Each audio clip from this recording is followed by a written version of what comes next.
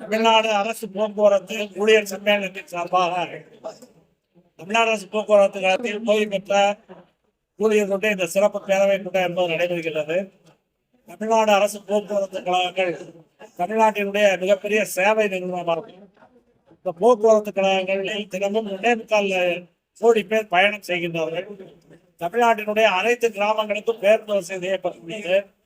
இந்தியாவில் வேறு எந்த மாநிலத்திலும் இல்லாத அளவிற்கு தமிழகத்தில் போக்குவரத்து வசதி என்பது உருவாகிறது.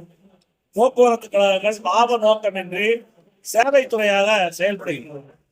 ஆனால் இந்த சேவைத்துறைக்கு ஏற்படக்கூடிய இழப்பை அரசாங்கம் ஈடுகட்டுவதில்லை. தொழிலாளர்களுடைய பணம் 15,000 கோடியை எடுத்து செலவு செய்துவிட்டது.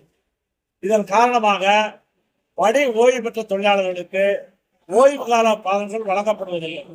கிட்டத்தட்ட 20 மாதங்களாக பணி ஓய்வு பெற்ற தொழிலாளிகளுக்கு ஓய்வூதிய பலன்கள் வழங்கப்படவில்லை. அதே போல 8 ஆண்டுகளுக்கு மேலாக அவர்களுக்கு வழங்கப்பட வேண்டிய அகவிலைப்படி உயர்வு வழங்கப்படவில்லை. மருத்துவ காப்பீடும் இல்லை. இது சம்பந்தமாக நீதிமன்றங்கள் பல்வேறு தீர்ப்புகள் சொன்ன பிறகும் அந்த தீர்ப்புகளை அரசாங்கம் அமுல்படுத்தவில்லை. அப்பீல் மேல் அப்பீல் சென்று வயதான போக்குவரத்து ஊழியர்களை மிக கடுமையான சோதனைக்கு உள்ளாக்கியுள்ளது.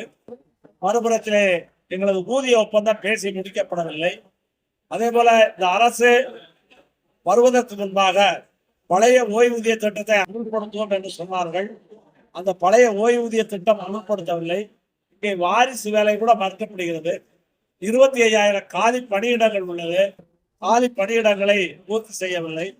எனவே இந்த பிரச்சனைகளை எல்லாம் முன்வைத்து நாங்கள் தொடர் போராட்டங்களை நடத்தி வருகின்றோம். எனவே இந்த பிரச்சனைகளை முன்வைத்து வரக்கூடிய டிசம்பர் மாதம் 2வது வாரத்திலே சென்னையிலே ஒரு 3000 பேர் கலந்தெடுக்கக்கூடிய மிகப்பெரிய தர்ணாவை நடத்த இருக்கின்றோம்.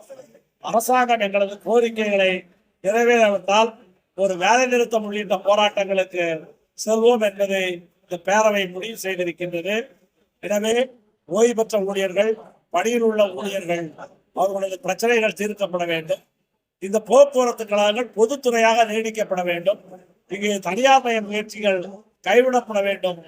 தமிழக மக்களுடைய பயண உரிமை பாதுகாக்கப்பட வேண்டும் என்ற கோரிக்கையை முன்வைத்து இந்த பேரவை என்பது நடைபெற்றுள்ளது.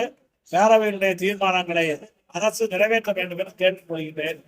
கே. ஆறுமுகனார், பொதுச் செயலாளர், தமிழ்நாடு அரசு போக்குவரத்து ஊழியர் சங்கம். சமீபமா அரசு போக்குவரத்து டெம்பரவரி போஸ்டிங்ல கண்டக்டர், ஓட்டுநர், நடத்துனர் அவங்களால வாகனங்களே இயக்கவே தெரியல. இந்த டயத்துல வேலை வாய்ப்புகள் தொடங்கப்படுகிறதா? 25,000 காலி பணியிடங்கள் இருக்கும். ஒரு பஸ்ஸுக்கு ஒரு டிரைவர் கட்டாயம் தேவை, ஒரு கண்டக்டர் கட்டாயம் தேவை. 25,000 காலி பணியிடங்கள் இருக்கும் பொழுது முழுமையாக பேருந்துகளை இயக்க முடியவில்லை. இங்கு சிஎல் தொழிலாளிகளாக சேரக்கூடிய தொழிலாளிகளுக்கு உரிய பயிற்சியும் கழகங்கள் கொடுப்பது கிடையாது. எனவேதான் எங்களுடைய பிரதான கோரிக்கை இந்த 25,000 காலி பணியிடங்களை நிரப்ப வேண்டும். இன்றைக்கு பல்லாயிரக்கணக்கான இளைஞர்கள் வேலை இல்லாமல் இருக்கின்றார்கள். ஒரு பக்கம் காலி பணியிடங்களை நிரப்பாத காரணத்தால் முழுமையான பேருந்துகளை இயக்க முடியும். நீங்க 2017ஆம் ஆண்டு இங்க 23,000 பஸ் ஓடிக்கிட்டு ஒரு ஓடுற பஸ் 19,500 தான். கடந்த 4 ஆண்டு காலத்திலே கிட்டத்தட்ட 4,500 வழித்தடங்களில் பேருந்துகள் நிறுத்தப்பட்டு பேருந்து எண்ணிக்கை குறைக்கப்பட்டது. அன்றைக்கு 1,40,000 தொழிலாளிகள் வேலை பார்த்தார்கள்.